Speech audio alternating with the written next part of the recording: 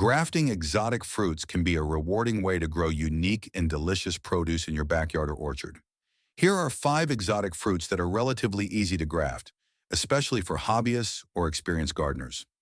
1. Mango, Mangifera indica. Why it's great.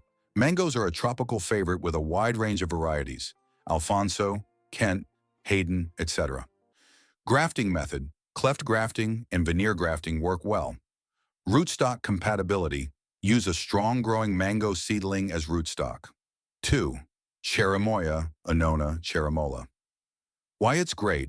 Known as the custard apple, cherimoya has a creamy, sweet flavor. Grafting method: whip and tongue grafting or cleft grafting. Rootstock compatibility: can be grafted onto cherimoya or other Annona species like atamoya or soursop. 3. Sapodilla, Manocara zapota.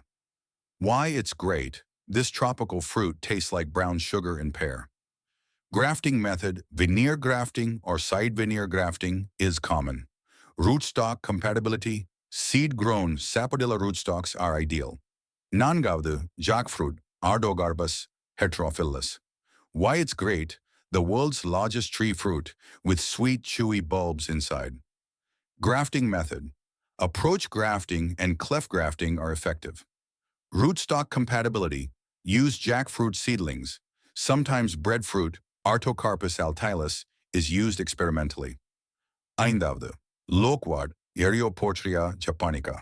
Why it's great. Subtropical fruit with tangy sweet flavor, grows well in mild climates. Grafting method: cleft grafting and whip grafting work well. Rootstock compatibility: loquat seedlings or quince in some regions can be used.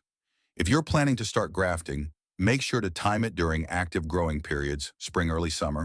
Use sharp, sterile tools and secure the graft tightly for best results. Thank you for watching. See you in the next video.